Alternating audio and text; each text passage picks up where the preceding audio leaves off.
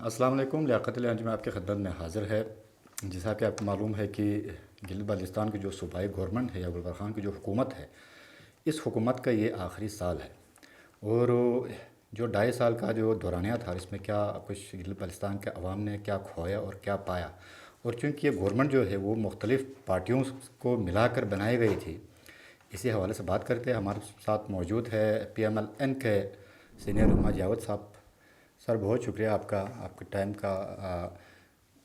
جو گلگت بلتستان کی جو گورنمنٹ ہے، جو آپ پی ایم ایل این جو ہے وہ اتحادی ہے اور شامل ہے مطلب اس میں، لیکن لوگوں کی سمجھ نہیں آ رہی ہے کہ آپ حلیف ہے یا حریف ہے، کیونکہ ہر پریس کانفرنس میں آپ کی پی ایم ایل این کی جو قیادت پریس کانفرنس کرتی ہے، تو اس میں اس کا جو ٹوٹل جو تیر ان کا جو رخ ہے وہ گلبر خان کی جو حکومت کی طرف ہوتا ہے، لیکن گورنمنٹ میں آپ کے خود وزیر ہے، مشیر ہے، کیا چکر ہے؟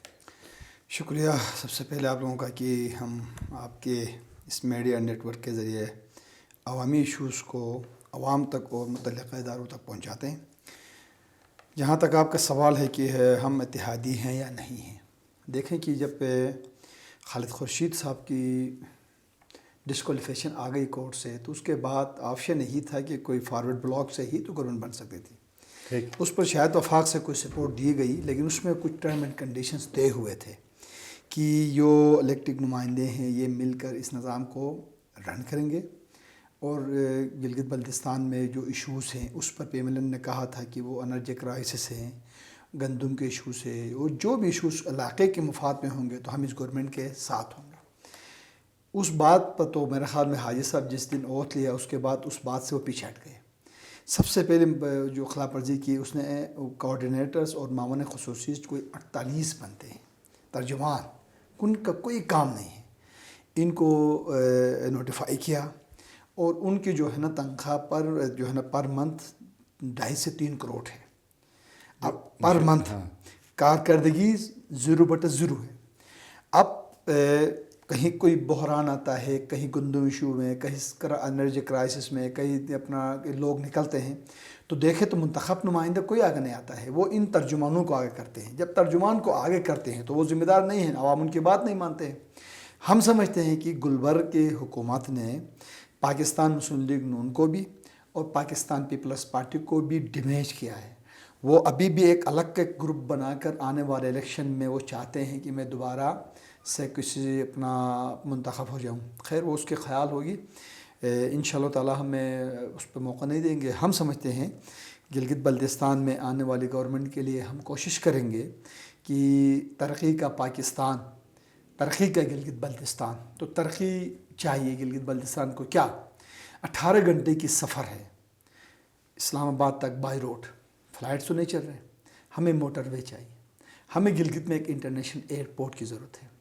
ہمارا چائنا کے ساتھ ٹریڈ ہے، ہمارے جو ہے نا اور ممالک کے ساتھ ٹریڈ چل رہا ہے، تو ہم سمجھتے ہیں انشاءاللہ تعالی ہم اسی نعرے کو لے کر آگے جائیں گے۔ ہم نے مستقبل میں جو ہمارے جو ہے نا پاکستان مسلم لیگ نے، اس وقت میں تو نہیں تھا، لیکن جو کام اس نے کی ہے اسی کے مطابق ہم سمجھتے ہیں ہم دوبارہ عوام میں جائیں گے، تو گلبر صاحب کی حکومت کا تو میرے خیال میں خاتمہ ہونے والا ہے۔ ابھی سے ہی جو ہے نا میرے خیال میں ان کی تیاری ہے، ابھی بھی ان کے بات کو ہی نہیں سنے گا کیونکہ دن قریب پہنچ چکے ہیں۔ تو انشاءاللہ تعالی ہم کوشش کرتے ہیں کہ ہم اپنے ترقی کے بنیاد پر وہ مینیفیسٹو لے کر ہم دوبارہ عوام میں جائیں۔ وہ جو آپ ابھی جو ترقیاتی یا جو آپ منشور کی بات کر رہے ہیں، اس کے لیے پھر ہمیں 5 سال انتظار کرنا پڑے گا، لیکن اس وقت 2.5 سال کا ٹینیور میں جو ہے وفاق، چونکہ ہمارا جو ٹوٹل ڈیپینڈ کرتا ہے وفاق سے، وفاق میں آپ کے اپنی پارٹی کی ٹوٹل حکومت ہے، اور آپ کی جو پیپلز پارٹی جو اتحادی ہے ان سے آپ لا سکتے تھے۔ آپ پورے جو گورنمنٹ جو آپ جو نزلہ گرا رہے ہیں گلبر صاحب پہ، نہیں دیکھیں کہ وفاق کس سے پوچھتا ہے، جو بھی ہو چیف ایگزیکٹو سے پوچھتا ہے، گلبر صاحب سے پوچھتا ہے، ان کے منسٹر سے پوچھتا ہے۔ ٹھیک ہے ہمارے پی ایم ایل این کے پریزیڈنٹ یا ان کے جو منسٹر سے سابقہ ان سے پوچھتے ہیں اپنے جگہ پر، لیکن مینڈیٹ تو جو بھی ہے چیف ایگزیکٹو ہے نا، علاقے کا چیف ایگزیکٹو حاجی گلبر ہے، وہ جو پریزنٹیشن دیں گے وفاق نے وہی کرنا ہے۔ دیکھیں کہ جو ڈیمانڈس انہوں نے دی ہے اپنے تنخواہوں کے مد میں، یہ مجھے بتائیں کہ یہ کہاں سے آ رہا ہے بجٹ؟ اتنے جو ہے نا بجٹ پر یہ ڈاکے ڈال رہے ہیں، تو یہ بجٹ وفاق سے ہی لے رہے ہیں۔ کبھی گندم کے کرائسس میں نکلتے ہیں تو وفاق سے گرانٹ دیتے ہیں، کبھی انرجی کرائسس پر پچھلے دفعہ جو 22 گھنٹے کی لوڈ شیڈنگ ہے، میں آج بھی کہتا ہوں گلگت بلتستان میں آنے والی گورنمنٹ کے لیے جو چیلنجز ہے نا، وہ گلگت کے اندر جو 22 گھنٹے کی لوڈ شیڈنگ ہے، نگر کے اندر جو ساس ویلی کے اندر جو بجلی کا بحران ہے وہ ہے، سکردو میں، گزر میں، دیامر میں، کہیں پہ بھی بہت بڑا بحران ہے۔ میں کہتا ہوں کہ گندم کے بعد اگر اس آنے والے گورنمنٹ کے لیے جو چیلنجز ہیں تو وہ انرجی کرائسس کے ہیں، اور اس کے لیے جو بھی وفاق سے انہوں نے بات کی، حساب سے وفاق نے تو ان کے ساتھ تعاون کیا ہے، لیکن چیف ایگزیکٹو جو بھی حاجی الور ہے نا، وہ بھا تو پھر پارٹی بیس پہ بھی کچھ نہیں سنتا ہے کہ آپ کی جو پارٹی قیادت قائد جو آپ کے حفیظ صاحب کی بات نہیں سنتے؟ بالکل سنتا ہے۔ حفیظ صاحب نے کتنے میٹنگز کی ہیں، گلگت بلتستان کے جتنے میگا پروجیکٹس ہیں جو فیڈرل سبجیکٹ ہے، احسان اقبال سے کتنے دفعہ میٹنگز کی، اپنا پرائم منسٹر کے ساتھ انہوں نے کتنے میٹنگز کی، بالکل سنتے ہیں۔ لیکن جو بھی ہے چیف ایگزیکٹو تو ہے نا، یہ عوامی مینڈیٹ ہے ان کے پاس گورنمنٹ ہے۔ لیکن دیکھیں گے انشاءاللہ تعالیٰ جب ہماری 2/3 کے ساتھ یا ہماری فل گورنمنٹ بنے گی، ابھی جو آنے والی گورنمنٹ ان کی بنے گی تو یہ ترقی کچھ اور جگہ پہ جائے گی، وہ آسمانوں کو چھوئے گی۔ پہلے حفیظ صاحب نے اس وقت میں اپوزیشن میں تھا، لیکن دیکھیں تو گلگت بلتستان میں ترقیاتی جال بچھایا، آپ کے شاہراہ بلتستان، آپ کے نلتر ایکسپریس وے، آپ کے جو ہے نا کینسر ہاسپٹل، آپ کے جو ہے نا شہید سلیمان ہاسپٹل، آپ کے اس طرح گیس کے جو آپ کے پلان لگا ہے گنداز کے اندر، آپ کے جتنے بھی بڑے پروجیکٹس ہیں نا، یہ پاکستان مسلم لیگ نون کے دور میں ہی لگے۔ اس وقت میں پارٹی میں نہیں تھا، لیکن جب آج دوبارہ جب ہم برصدر اقتدار پہ آئیں گے تو انشاءاللہ یقین ہے کہ جو ٹارگٹ ہم دیں گے ڈیولپمنٹ کے حوالے سے وہ ہم وفاق سے لے لیں گے۔ برصد اقتدار جو ہے آپ کس طرح آ سکتے ہیں؟ ابھی تک آپ کی پارٹی کی کوئی جڑی بندی ختم نہیں ہوئی ہے، آپ کا ابھی کوئی مینیفیسٹو جو بات کی بات ہے، پارٹی تقسیم ہے اس وقت، پارٹیوں کے اندر اختلافات ہوتے رہتے ہیں، اختلافات کچھ شدید نوعیت کے ہیں نہیں، اس سے بے شک آگے ہوں، لیکن جتنے بھی اختلاف ہیں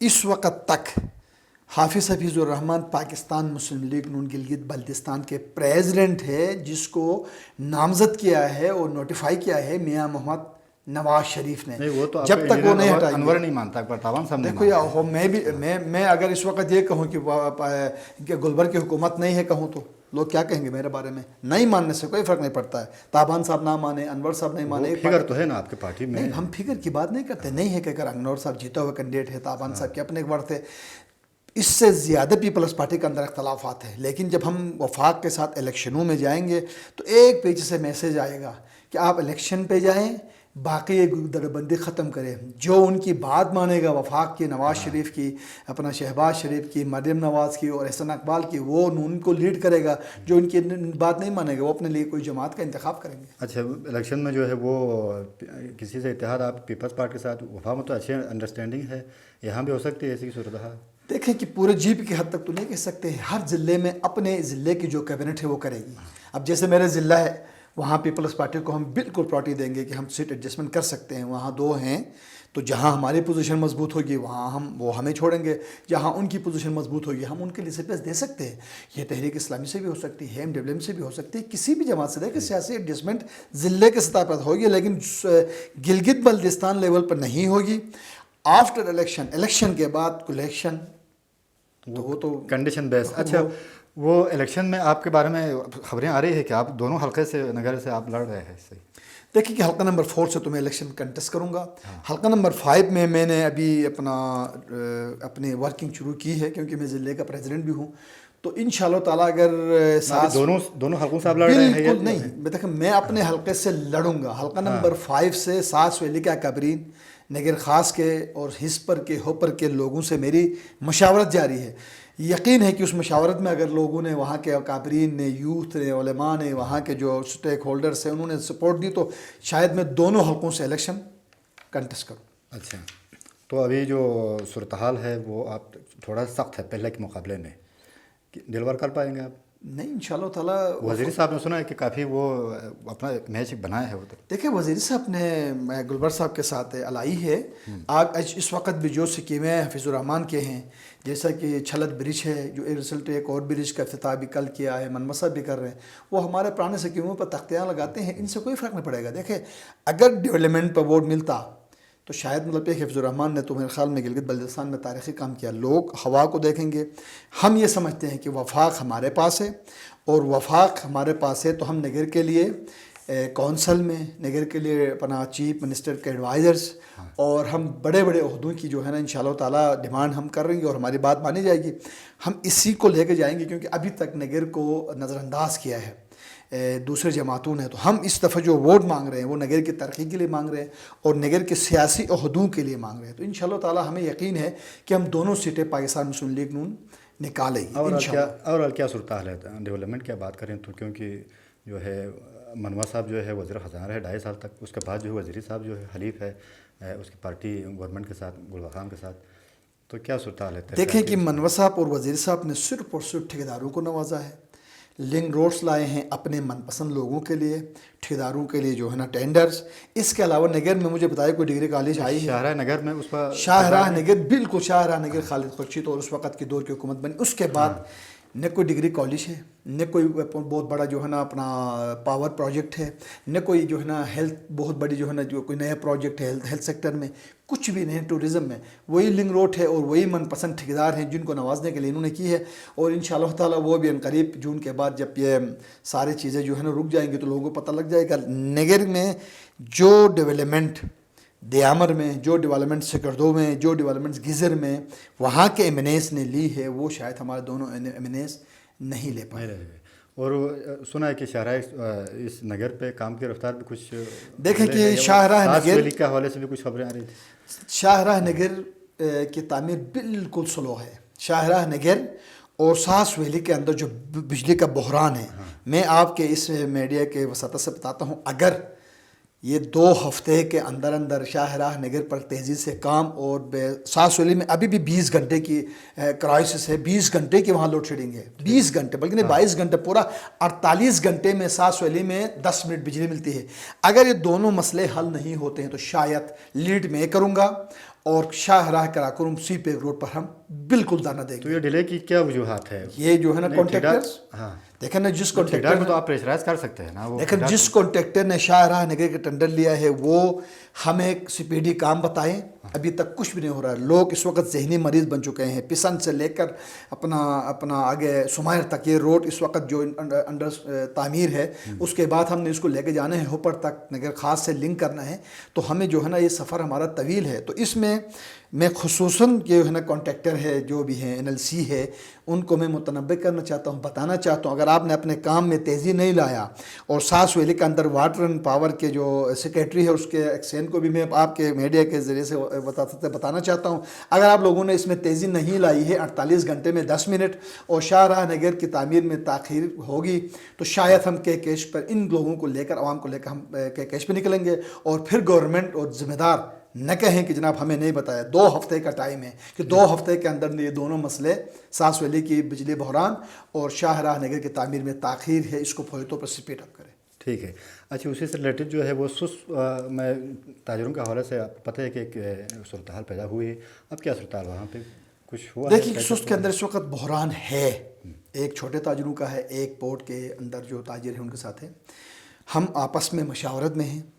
ہم جو ہے نا تاجروں کے چھوٹے بڑے تمام وہاں کے جو بزنس کمیونٹی کی جو چیمبرس ہے، سمال چیمبرس ہے، امپورٹ ایکسپورٹ ایسوسیشن ہے، سب سے مشاورت میں ہیں.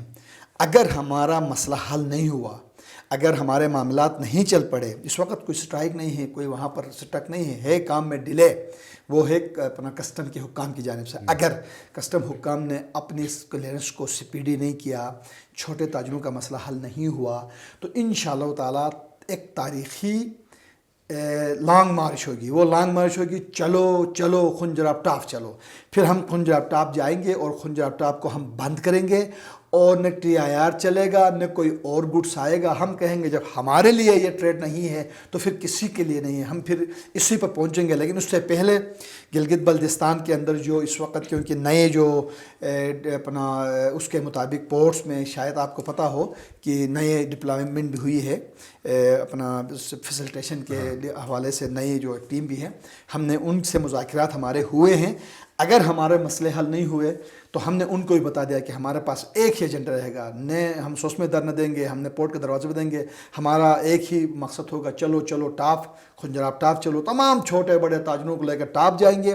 پھر یہ انٹرنیشنل ایشو بنے گا. اس وقت ذمہ دار کسٹم حکام ہوں گے جو اس وقت سست روی کا جل کے لیے جو ہے نا وہ کوشش کرے. تو اب کسٹم کلیکٹر جو بھی گلگت میں بیٹھے ہیں یا ان کے چیف کلیکٹر، ان کو چاہیے کہ فوری طور پر سپیڈی کلیئرنس سے پورٹ کے اندر جو پرانا سٹیک مال ہے اس کو بھی ختم کرے اور بگیج والوں کے لیے بھی کوئی हल निकालें। अच्छा ठीक है, वो इस वक्त जो है एक मादनियात के हवाले से थोड़ा सा इशू बल्कि एक सीरियस इशू है, तो उसके हवाले से PMLN कहाँ खड़ी है इसमें? देखें, हम PMLN हम आवाम के साथ खड़े हैं। मादनियात के हवाले से कोई भी ड्राफ्ट हमारे पास आएगा, हम अपने वकला को हमारे अपने मुशावरती टीम से हम मशावरत करेंगे।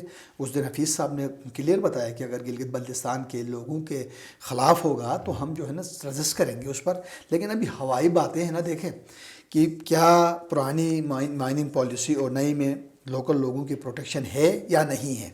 अगर प्रोटेक्शन है, आवाम की प्रोटेक्शन है, तो देखा जाएगा। तो ये साल कबल वक्त है, जब ड्राफ्ट आएगा वो कैबिनेट भी जाएगा। एक ड्राफ्ट तो सर्कुलेट कर रहा है, जिस तरह KPK में जो सेम ही है पर पाकिस्तान में। नहीं, देखो ना, अगर है तो सबसे पहले कैबिनेट भी जाएगा, कैबिनेट के बाद असम्बली में जाएगा। असम्बली के मेम्बरान, देखो मेरे नहीं मानने से कोई नहीं होगा, लेकिन उस वक्त जिम्मेदार हमारे असम्बली के मेम्बरान हैं। मैं मेम्बरान की बात करता हूँ, कैबिनेट की नहीं। जो 24 मेम्बर हैं जो आवाम के वोट लेकर आए हैं, हमारे हल्के से वज़ीर साहब हैं और मनवा साहब हैं, इस तरह हुंज से अपना कर्नल उबैद साहब हैं, इस तरह सारे ये ज़िम्मेदार हैं। ये पहले कैबिनेट में डिस्कस करेंगे, उसके बाद असम्बली में। अगर असम्बली से MNAs पास करते हैं तो शायद आवाम की मुंतखब नुमाइंदा जो है ना फोरम है। नहीं, अगर कोई कैबिनेट या कोई वज़ीर मुशीर करता तो ये अवामी राय नहीं होगी। उसके बरस जो भी होगा फिर PMLN आपस में मशवरत करके इंशाअल्लाह ताला हम वफाक से बात करेंगे। ओके अच्छा, और आखिरी जो है वो इस वक्त आपको पता है कि पाक भारत की जो कशीदगी की जो सूरत हाल है, तो जंग के जो बादल मंडरा रहे हैं, हुकूमत को नहीं चाहिए कि यहाँ पे कुछ तैयारियाँ करें, कुछ लोगों को जो है वो एक्टिवेट करें, सिविल डिफेंस को, सिविल सोसाइटी को, और हुकूमत खामोश नज़र आ रही है इसमें। देखें कि हुकूमत गिलगित बल्तिस्तान तो खामोश है, उनको कुछ पता नहीं है। हुकूमत पाकिस्तान एक्टिवेट है और अफवाज पाकिस्तान भी एक्टिव है। तो तमाम गिलगित बल्तिस्तान के अवाम, तमाम छोटे बड़े, हम समझते हैं कि ममलिकत खुदादाद पाकिस्तान पर कोई आँच आ नहीं देंगे। हमारे अवाम हमारी दिफाई इदारों के साथ खड़े रहेगी। देखें कि इख्तलाफात घर में हो सकते हैं, इस पर कोई बात नहीं है, लेकिन इसका माना ये नहीं है कि कोई भी एक भी शख्स भारत की हिमायत करे। वो हमारा दुश्मन है। दुश्मन के साथ सिपाह सालार और इनके दिफाई इदारे और गवर्नमेंट ऑफ पाकिस्तान की पॉलिसी के साथ गिलगित बल्तिस्तान के तमाम 22 लाख अवाम खड़े हैं। तो इंशाअल्लाह ताला ये हरकत मोदी सरकार नहीं करेगी, करेंगे तो हमारा अफवाज भी तैयार हैं। गिलगित बल्तिस्तान की गवर्नमेंट, क्योंकि उनको पता नहीं है, और वफाकी गवर्नमेंट और अफवाज पाकिस्तान के जितने भी इदारे हैं वो जंग के लिए तैयार हैं। अगर जंग मुसल्लत हो गई तो जंग दोनों मुल्कों के लिए कोई नेक शगुन नहीं है। लेकिन अगर हमारे ऊपर जंग मुसल्लत की गई मोदी, तो उनको मुँह तोड़ जवाब देगी और उसके पीछे अवाम खड़ी है। बहुत बहुत शुक्रिया। जावेद हुसैन साहब, मुस्लिम लीग नून के रहनुमा, हमारे साथ मौजूद है PMLN के हवाले से और गिलगित बल्तिस्तान की जो सूबाई हुकूमत के हवाले से। ये जो आखिरी साल चल रहा है ये इंतहाई अहम है और इसका फैसला जो है आवाम ने करना है। अगले प्रोग्राम तक के लिए इजाज़त दीजिए। अल्लाह हाफ़िज़।